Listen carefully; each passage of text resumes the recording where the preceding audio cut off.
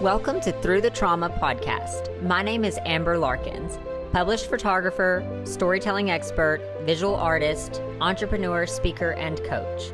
This podcast was born from one question: how do I get inspiring stories of triumph out to the people who need to hear them the most?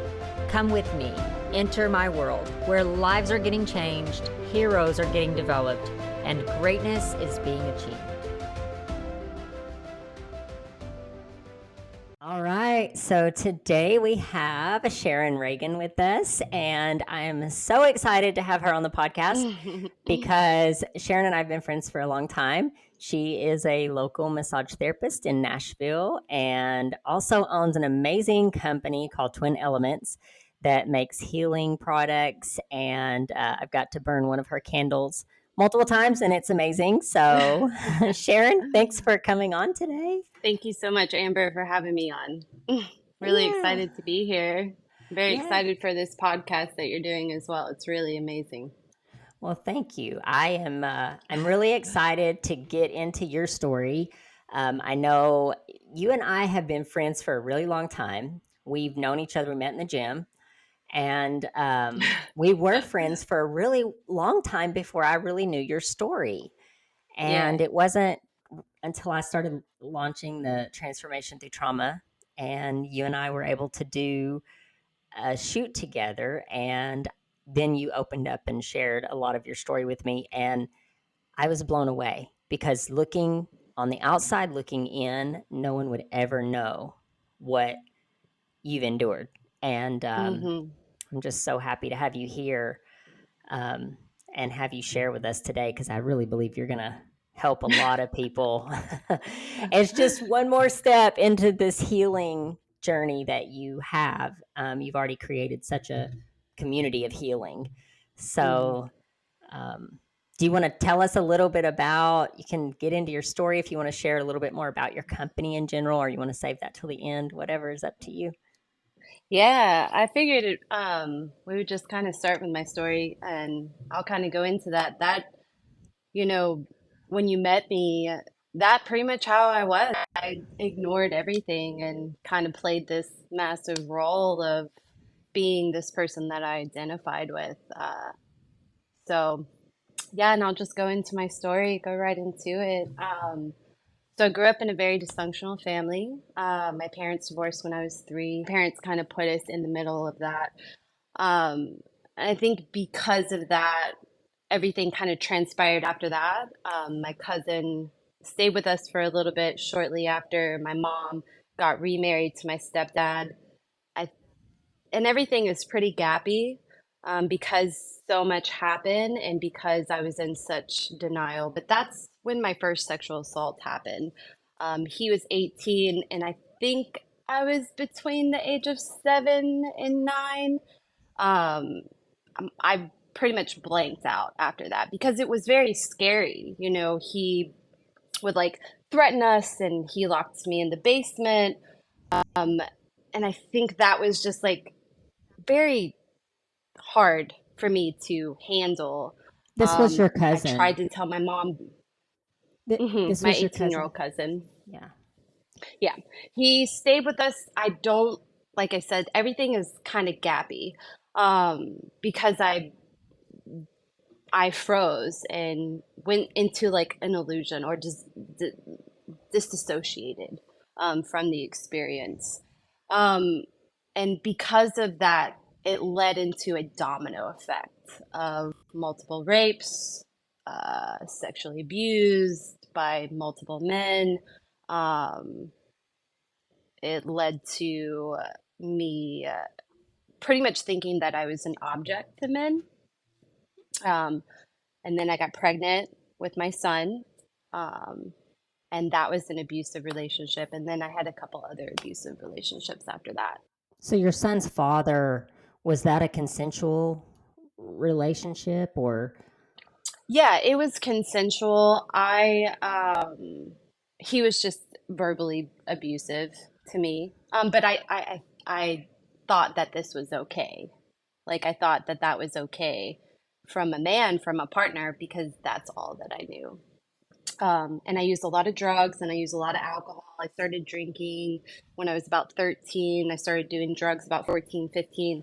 So, because of me growing and evolving as a person, and then the drugs and alcohol, everything is I lived pretty much in a delusional space. Um, and I think because I lived in a delusional space, I put myself in very, very dangerous situations.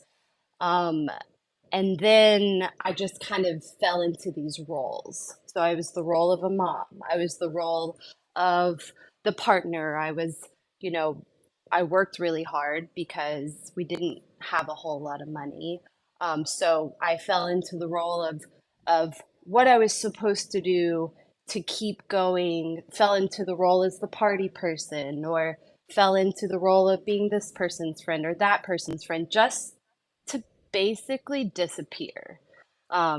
Because I was super dark, and that darkness, if I was alone or at home where I didn't feel very safe, because I didn't feel very safe around my family or my parents, I I would and if I was sober, like almost like the darkness and the depression just like overcame me, and I couldn't handle it emotionally because I was in such denial of what happened. And I was in such denial of things that continued to happen throughout up until I was about 25. So when you met me, like I was still very much, living like this is who I am to the outside world. This is who I am to the inside world. Um, and it was really intense. It was really intense for me for quite some time. I totaled a bunch of cars. Uh, so lots of tragic events that happened. But I kept moving. I was like, if I just keep moving, I keep going, I keep trying to do what's best for my son. And he was someone like, I have a child, I have all these responsibilities as being a parent. Um, no matter what relationship, I was like, I made a promise to this child. Even though I was a child, I was like, I have to keep going to make sure that he has a good life, to make sure he doesn't have what I had. But the reality of behind closed doors, I was a mess and very, very sad person.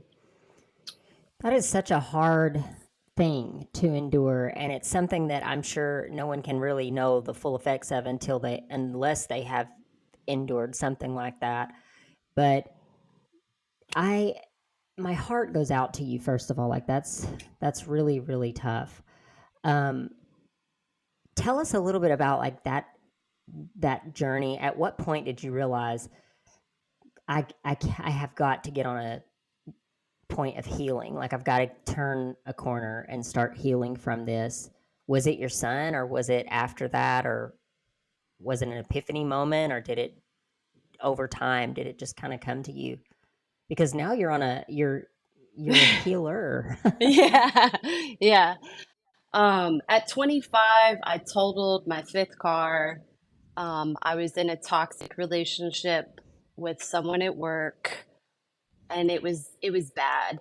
And everything just started bubbling. Everything just started bubbling to the surface. I would have more like depression that came through. My body was just so depressed from all the survival because I was also taking Adderall to suppress. So I was just like doing all of these things to suppress stuff. So at 25, I had met a girl from work and we got super close. And I think because of that relationship, someone like caring about me, and then everything starting to bubble over the relationship, it was just like my body had enough because I had just kept pushing and pushing and ignoring and ignoring. So at 25, after my fifth car wreck, my friend suggested a healer, and there was this intuitive voice. Maybe the car crash kind of woke me up. In the spiritual community, they call it the Great Awakening that you have, but something like blew up, and it was like my heart ripped open.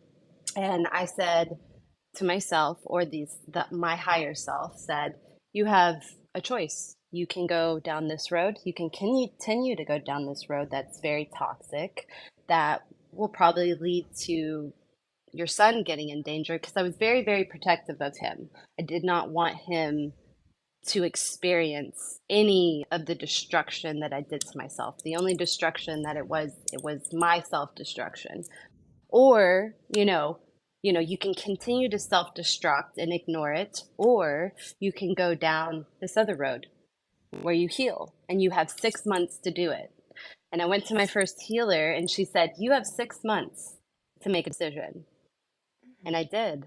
And that is like where it was like pushing the rock up the mountain, like this massive trauma rock that I would say. And I had to push it up the mountain to get to the other side.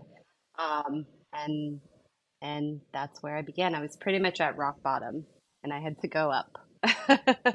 So yeah. So what was that first step of like what was the first step? So you met this lady. She tells Yeah. you that you have to push this rock up or you have to overcome, heal. I like the analogy. I love the analogy actually because that's what it feels like sometimes. It But what does.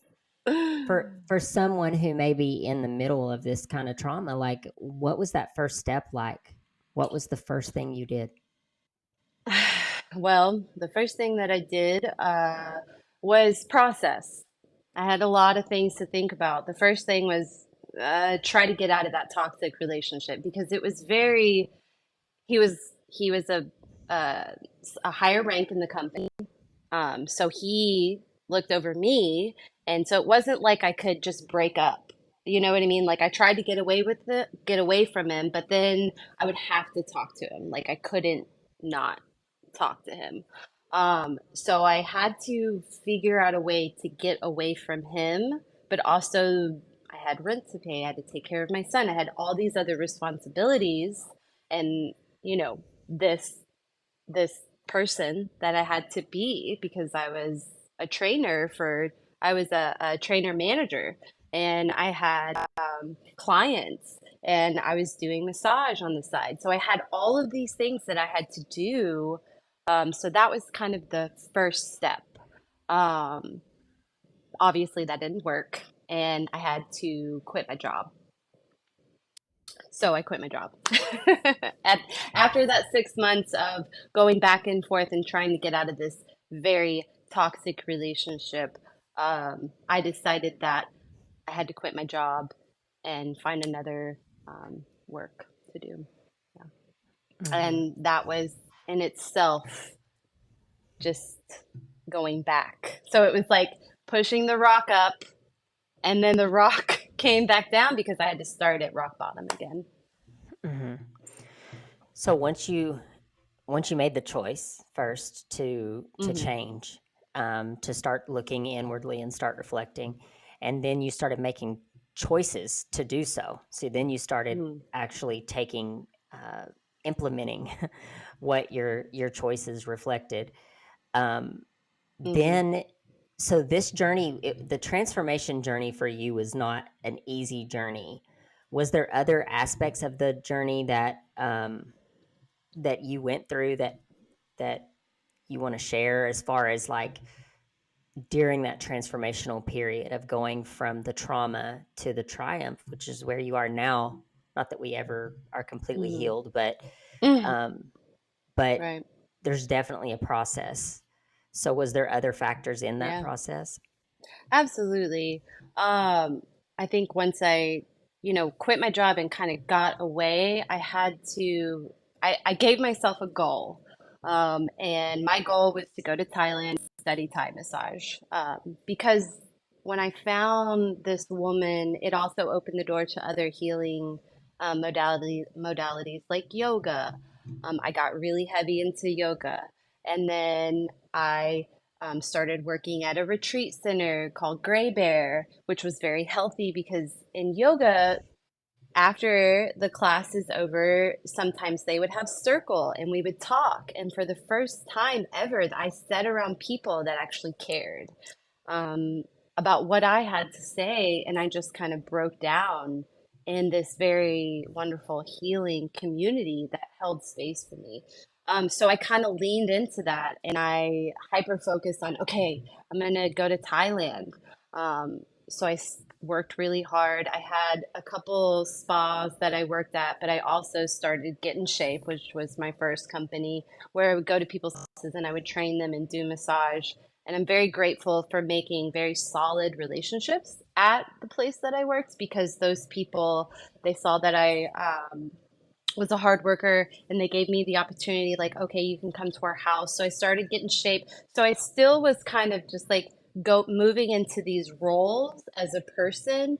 Um, but I was doing it in a very healthy way to save the money to go to Thailand. And Thailand was, I think, Thailand getting away from being a mother because being a mother is just my life. You're a mother.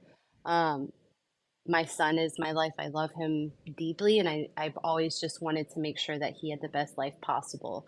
So getting away from him and being able to get away from my family, get away from I've grown up here. So all my trauma happened here. Most people kind of leave where they're from probably because of what they experienced, but I didn't. I didn't have that opportunity because I had a child so young. So I thought this is my only chance. This is the one card that I get. And I went to Thailand and that whole entire experience, I was only there for about 6 weeks. I did 4 weeks of Thai massage training, but that whole entire experience, like alone, taught me so much about myself because I was alone. I didn't have anybody there. I bought the plane ticket. I saved the money. I figured out where I was going to stay in the first week, but outside of that, I didn't know anybody. So when you travel by yourself, you kind of need to depend on yourself and you're very alone and you have a lot of introspective time. And that whole entire experience was extremely healing because I just journaled and I took, some of the tools that Dawn was one of my first healers that she taught me. And I was able to dive into a lot of just what is next? Where am I going? And thankfully, I am a very social person and a very community person, and I was able to, and I'm very smart. I was like, you have to go home at 9 p.m. unless you're with a group of people that you trust, and you really have to fill out these people. If you're into like, because my intuition is very strong, especially after I kind of got away from that situation and I spent that whole year saving that money and getting away from toxic people. So I was just like, I kind of set like, if I'm alone and it's 9 p.m., you have to go home when I was there. So that whole experience of just kind of really being by myself and being alone and being able to depend on only me was very hard because I cried a lot and I had to face a lot of my darkness and a lot of my shadow that I ignored, but it was also very transformative. I feel like the person that I was when I went to Thailand and the person that I was when I came back from Thailand, I was a completely changed mentally. Um, all for the positive. Mhm. I So think you that was one embarked. transformative thing. Yeah, for But go sure. ahead. I think you embarked on this, which is funny because the more that I learn, and I'm not an expert, but some of these things I've learned just from working with different people is that, and learning more about trauma, in general, is just Mm, that idea of facing it. Because I think human nature, like we want to suppress it or push it down or pretend like it didn't happen. And I think mm-hmm, sometimes when we do that, it's it's gonna come out. And I think you and I even had this conversation. There was a book that you recommended to me, The Body Keeps the Score, mm-hmm, and I think he talks about it in that book. He's a brilliant man, and he talks about all of this, like suppressing trauma, and it's going to eventually come out and manifest in some type of way.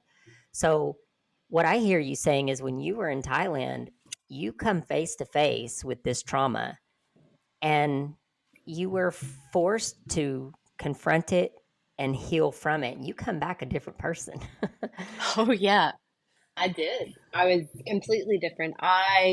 Everything changed. And I think that was like really the journey of like I need to love myself deeply because of all of the abuse that happened to me that I blamed myself for. I abused myself even more. So I became the abuser to myself. And that switch was like, no, no, no. We need more self-love. Um, and that's when I was like, okay, I'm cutting everything. Like I pretty much like went and became a hermit and cut everybody off, stopped uh, all contact with a lot of people and a lot of groups because I was in a lot of different groups and was very hyper focused on. I was like, I'm not going to date, I'm not going to be around anybody, I'm not going to do anything. Like, I want to focus on my work, I want to focus on my son, and I want to focus on loving myself even deeper. And that's what I did for about That's a 8 months. beautiful thing. Thank you. It's a very beautiful thing. I want you to talk to us a little bit about like you. I, it does no justice. Like this girl is so brilliant with when it comes to trauma, and I believe that no situation is wasted. Like everything in life, even the darkness, even the trauma, the pain, the heartache that we go through, it's not wasted because some way, shape, or form we can use that to help other people or to rise above it. And it's really difficult, but it's not to say it can't be done. And I think that you are a living example of this because when I talk to you about trauma, you have a very great understanding of trauma and healing. And I've learned a lot just from talking to you. But talk to us a little bit about your experience with that because With you are healing. brilliant when it comes to that. Just with healing and trauma and some of the different modalities that you recommend for somebody going through these traumatic situations. Yeah, I think first things first is you have to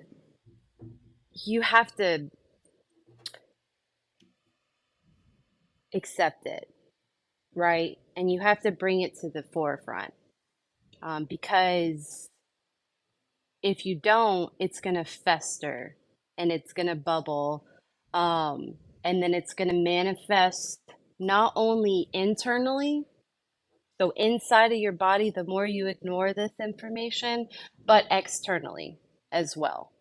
Um, So I think you have to bring it to the forefront, even if it's very, very challenging. Um, so finding some type of therapy is probably going to be your very, very, very first initial if you're stepping into this. And it's also just having a lot of compassion and grace for yourself because though your story is very similar to another person's story, you are a very different person.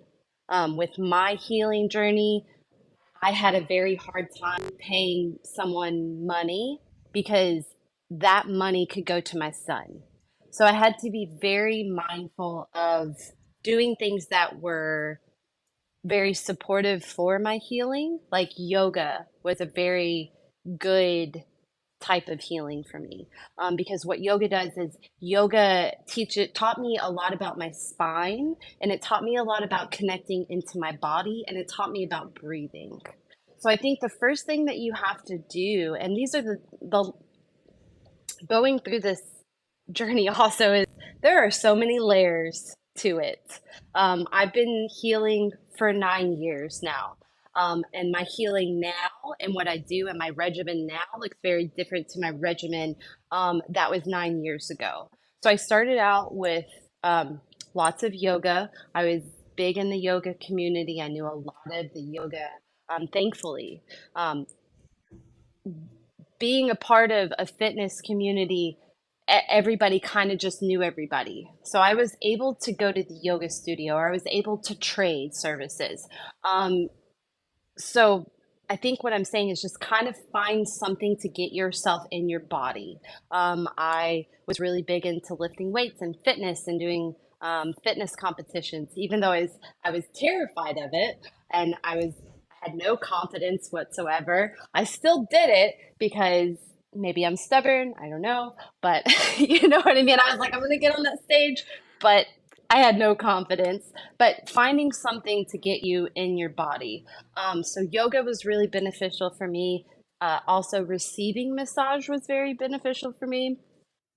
Um, Even though I was very, very nervous with people touching me, but over a period of time, it just it introduced my brain, my emotions into my body, and learning how to breathe and feel comfortable with my body, because for a long time I was extremely uncomfortable with my body.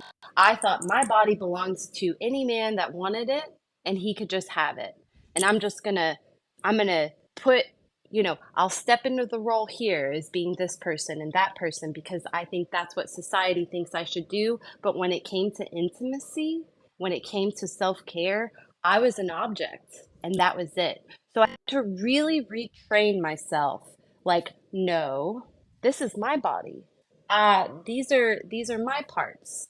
This belongs to me, and I need to learn how to live in this vehicle. I need to learn how to live in this house, and I need to learn how to protect this vehicle. So that's the next thing, is like protecting yourself.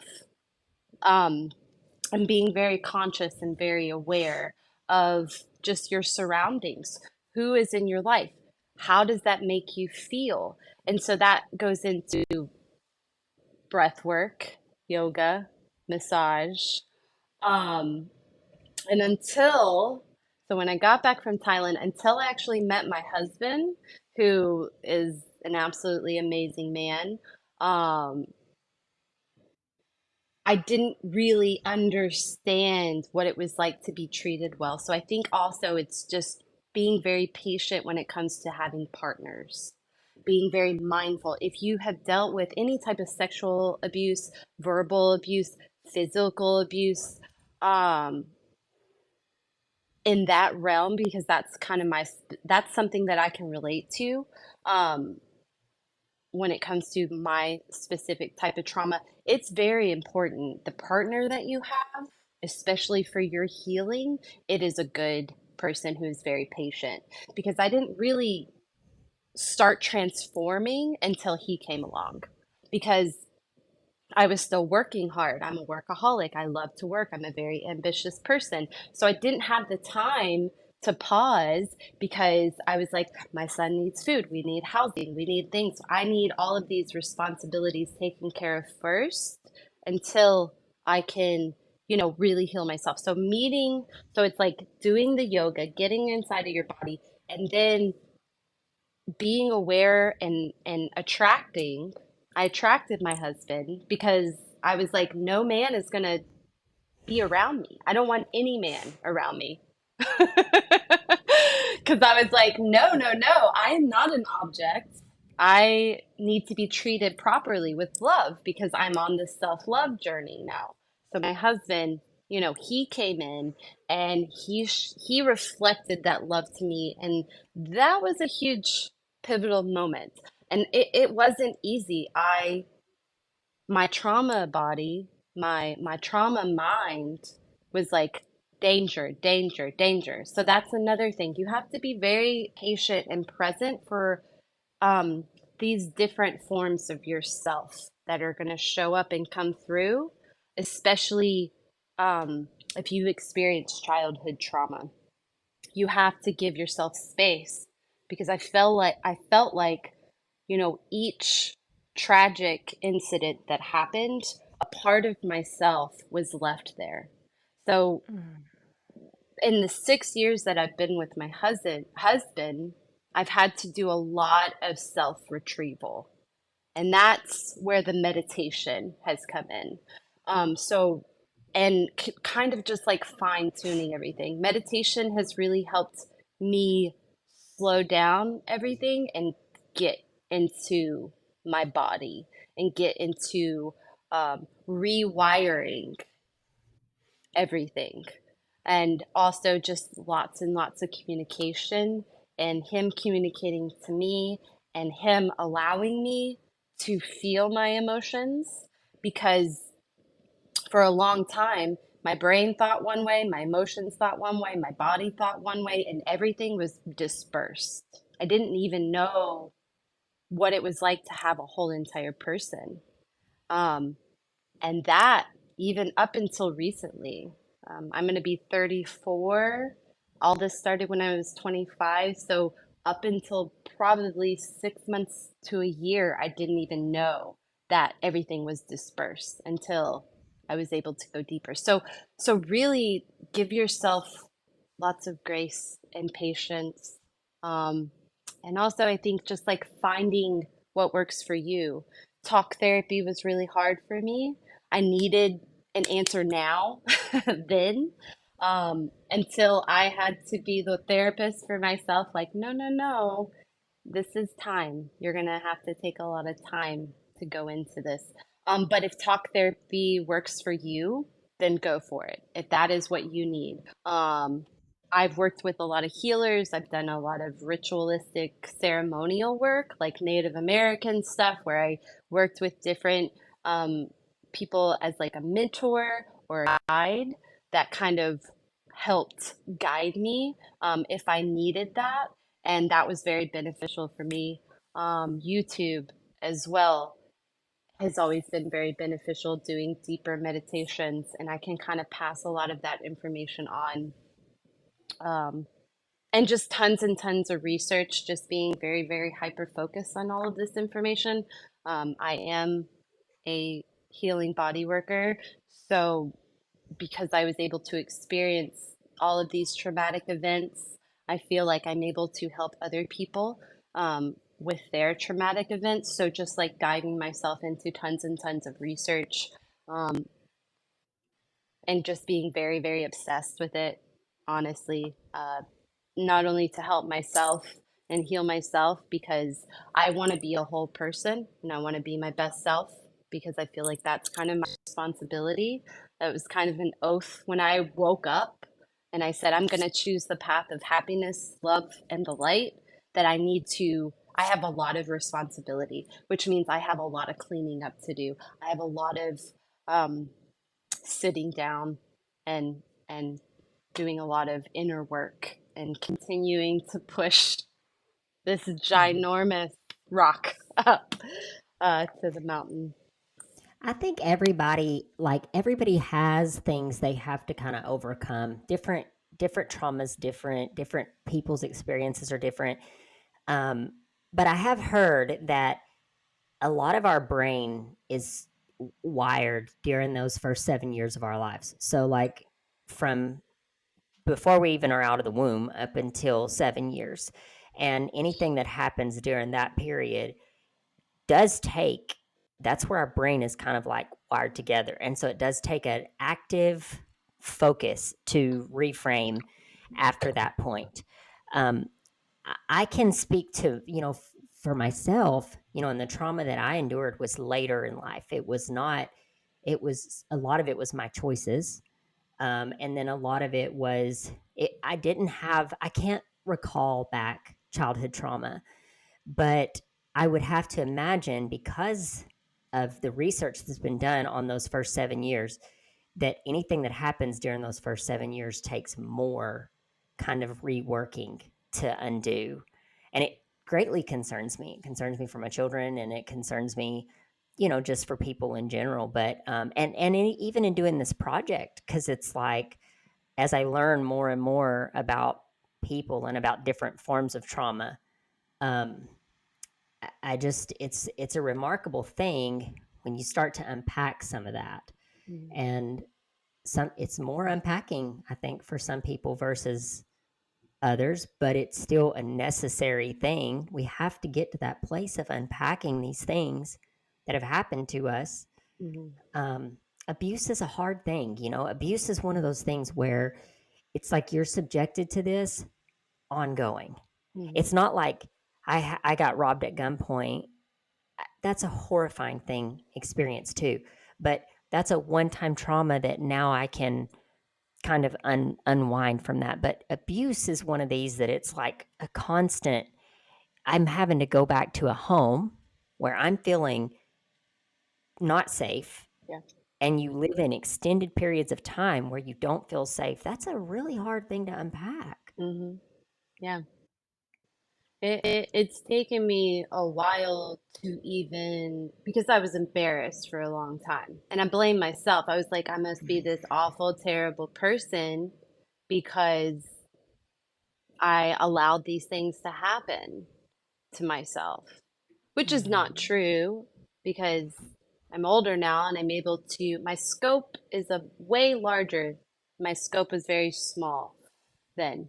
But yeah, I was still developing when a lot of tragic events happened, and it has taken me a long time to even face them because I disassociated from it. And I know that as I've done my research, I did physically leave my body um, for a long time, which is why I think I was able to step into so many different roles and not the role of actually who Sharon is. Because I think when my cousin molested me and then he inflicted so much fear onto me, I was just like, okay, I'm gonna leave my body now because it was so scary. I was like, this is a man who's an adult figure, which he was still a child, 18. You're not an adult, but me being a child, I was like, this is a man, and he is telling me he's threatening my life, and he's locking me in the basement, and he's taking advantage of me, doing very adult things with me. So for me to feel safe, I had to leave my body and disassociate. Um, and because of that, every single time a tragic situation, I just continued to leave my body and disassociate. And then I just kept going. And it's crazy, right? As humans, how our brain, this is why I love the body. This is very tragic stuff, but it's amazing how the brain can just it can help you get through tragic events by by just turning it off so you can disconnect. Um, so when it is time to unpack it, and my brain is continually taking me to places like my first rape. I remember distinctly, and this is something that just came up recently. I remember distinctly the rape happened. I was drunk at a party. I distinctly remember the encounter of the rape. I don't know how I got to the rape. I don't know how I got because I disassociated so hard and I was so numbing when I found drugs and alcohol, that was like, okay, this is it, you know. Because I was also very suicidal. Like I would pray to die because I was like at a very young age, I was like, the world is terrible. My parents hate each other. People are terrible and I should just die because there's really no point for me existing on the planet. So when I found drugs and alcohol, it took away those really hard, aggressive feelings that I was having. And being a female, you know, we've got all these hormones. So being a female and being a teenager, it just got aggressively worse. So I just distinctly remember and you know, after 9 years of doing this, I'm still having these moments, but I distinctly, you know, I was just in the shower one night and I had a flashback and my brain was like, okay, now is the time to hold space for after the rape of just crying, you know, and just being so alone and um being being just like disconnected from my body. So it is very fascinating how the brain and all of this. these tragic events that do happen, especially childhood, because your body doesn't fully grow until you're about 25, 26. So it's not just 1 to 7, it's 7 to 14. And then, on those years, anything that tragic that happens in those years, they can be very detrimental for you and for your growth as a person. Because we aren't, fully grown at 18, like society says. We're fully grown. Our bodies are fully grown. Our hormones, everything at 26, 25, 26. Um, so I am still unpacking information. I'm very grateful now because I'm in a different place. And instead of being like, how dare you feel these feelings? I'm like, oh my gosh, come here. And it's almost like I have to like nurture this part of myself, like this 15-year-old girl who, not only did I get raped, but I thought I was pregnant at the same time. And I had to continue to see my abuser because he was a part of our friend group and get bullied by my brother and my friend. So it was just like, how high school is. It's hard. It's really, really hard. So I didn't have anyone that I could talk to. I didn't have anyone that was really there for me because of the people in my life. They didn't have the capacity. So being, grown up Sharon, I'm grateful for this work. And I'm, a testimony of that this little person that didn't have that space. I have the capacity now. I have so much love. I have so much capacity to give this little person, this 15-year-old girl, this space and to nurture her and to love her. And I'm grateful to have a partner that if I do have triggers, because I get triggered, and because I am very present with myself, because I am very disciplined in my meditations and in my work and my inner work right now, especially right now.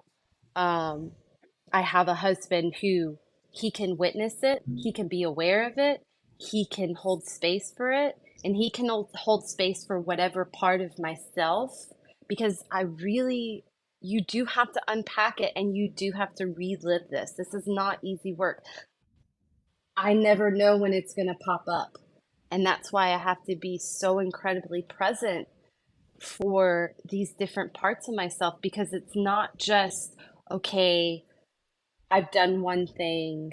I've done this one type of therapy and it's over. It's I've done this one type of therapy, and whenever my brain is ready to unlock all of this information to for me to hold space, these different parts of myself to retrieve and become whole and accepted, that's a part of that unpacking process. So it takes a while, and I am continuing, like continuing to continue. That's my mantra this year. Like I'm listening to the parts of myself, but I'm going to continue because I know that there is so much more, and there's so many different parts of myself that my brain really needs to show me for me to hold space for, because I abandoned myself for a long time. Gosh, girl, that is so deep. Tell me, what would you recommend? Like, s- if someone came to you, a teenager or even an adult, came to you and said, this is what's going on, what would be your advice to them? I think the first thing is, do you have a safe space to go to? Do you have somewhere that you feel safe? And if you don't, getting on the phone and trying to figure out a safe space for them to go to, um, if they are experiencing this, until we can go into the next steps of therapy, or um, what those next steps are to kind of help them. So I think the first thing is just kind of getting them in a very safe space to where they don't have, where they can kind of get out of fight or flight, because when you're going through such traumatic events, you are living in fight or flight, and you are living in that very intense emotional state of survival. So you're in survival mode. So I think the first thing is, are you safe? Would be like my instant, like, are you safe? Do you have a safe place to go? And if you don't have a safe place to go, what can we do to get to you to that safe place? That would Hmm. be my first thing, because you can't really do anything until you get someone out of that survival mode, that fight or Right, flight um, right. mentality. And that's kind of just like the natural thing that your brain does to protect you. Hmm. Yeah. No, I totally agree. I totally agree with you. And then probably the next step, once they're in a safe place, is then finding some type of therapy. Hmm. Um, Therapy would be the next thing. Group therapy, any type of safe home therapy, talk therapy, um, somatic therapy, any type of practitioner that they can kind of, and just depending on the situation, is it an emergency situation? Is this person being like severely physically abused, or can they go into like a talk therapy type of situation, or you know, can I kind of work with them, because I love helping people as well. I love being someone who can, whether it's we sit down and we have a conversation, or I can offer them a massage, or whatever it is to kind of get them feeling like they can almost get out of that survival mode, because then their brain will be able to function properly. Because then we have to get them in some type of nutrition support. Because when you are in fight or flight, when you are in survival, you are going to do anything in your power to make you feel comfortable. So you're probably not eating right. You could be drinking. Like I had to quit drinking. I had to quit doing all of those things to really, really get into this healing, because I used those as destructive mechanisms to get me through stuff. So that is something, my relationship is not like the average person, because I used it in a very destructive way as a numbing mechanism. So we have to then get into a very nutrition. We have to get the nutrition, because we got to get the body functioning properly. We got to get the brain and the gut and all of those things in a functioning, you know, functioning normally. And then we can get into the breath work. Then we can get into some of the deeper things. But we have to get out of the dangerous situation into a more nutrition, no more nutrients, and then we can move into the other levels of healing. that is so informative, and I totally agree with you. Yeah. Um, that is, it's a lot to unpack. I truly believe that your expertise, you're gonna go so far in this journey. I know you already are healing people on a mass scale, but just your story is going to go so far, and I'm so honored that you came and shared it here with me. Um, is there anything else that you want to add? Yeah, I think I want to go back to just like starting your journey. I think that wherever you are in your journey, I feel like I compared myself a lot to other people, and I think it's just very important to remember to be patient, to remember to be very trusting in the journey, especially if you are in a dark place, to be very, very extremely patient with yourself. Make sure that you have a really good, solid, even if it's just one friend, having a very solid support system, because I would never want anyone to be alone on this journey. Being alone is is not something that I would recommend. So it's having a good support system, even if it's one friend that you can go to or lean on, um, and just being extremely patient with yourself, um, no matter what, because there are going to be times that you want to give up, um, and that's when you should reach the most out to those supportive people to help guide you in that direction, and just don't ever give up on yourself. Even if you go back and forth, constantly come back to this journey, because it's taken me 9 years to have the confidence and the self-love, even though I've probably done every single type of healing that you can think of. Um, it's taken me 9 years to finally stand up and be like, I am on the other end. Like, I truly feel like coming to the ninth year of doing this, and that's a long time, um, that I feel like just keep going, because it is a journey, and don't ever stop. Don't ever stop. Keep going. Mm. And yeah, yeah. Yeah. I just want to also mention, I think your advice is so good. That when we did your transformation shoot, you were at a place that you were ready to share. I think you reached out to me, um, and said you wanted to do the shoot, and your pictures were some super impactful. We went deep, and Sharon had really thought through the concept for these pictures.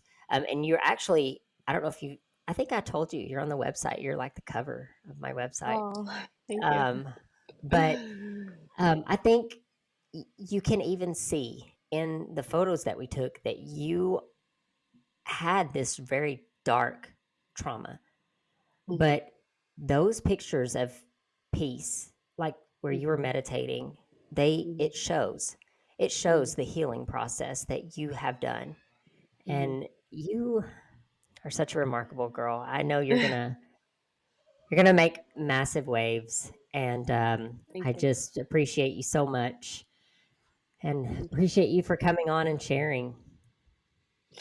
Thank you for holding the space, and allowing me to share. And I also have a very long list of information that whenever you do share, just some of the therapies that I can think of, some of the people that I follow on YouTube, as well as some of the books that have really helped me, and some of the institutes, and just people that are Oh, really the studies. They're very much going deep into all of this information, and I'm very, very, very excited for where we are, in healing and mental health and trauma. We just have so much information out there now to help people and give them the resources so people don't have to feel alone. So I will make sure, to pass this on to you as well, Amber. And thank you. Thank you so much for letting me be on the show yeah. And we'll and put doing all this. of that, I'll put all of that down in the show notes as well so people can go, because that is the whole goal with this Yeah, podcast and with everything around this whole entire project is to raise awareness, to make an impact, and to heal and to see hmm, people get fully healed. Some people are ready to share, some people are not ready to share, and that's okay. yeah, But sometimes just the fact of knowing I'm not alone. I've dealt yeah, with this, someone else has dealt with this. When someone looks at you, they look at you and they say, I would have never known because you got it all together now. And no one yeah, would have ever known what you've dealt with in your life. yeah. And someone who may be going through that right now to look at you and say there's hope. And Yes. that's that's my goal with this whole Hmm. project. And I appreciate any resources that has helped you, because I know, um, that sometimes that's a lifesaver, having those resources. Yeah, So that's huge. I really absolutely. appreciate it. Thank you for listening to Through the Trauma podcast. If you have found value in this episode or believe in the mission behind what we are doing, please subscribe so that you never miss any future episodes. Also, be sure to check out our transformation project at transformationthroughtraumaproject.com, where we help inspirational stories get heard on a larger scale through multiple platforms. If you know someone who can benefit from this episode, please share it with them. Until next time.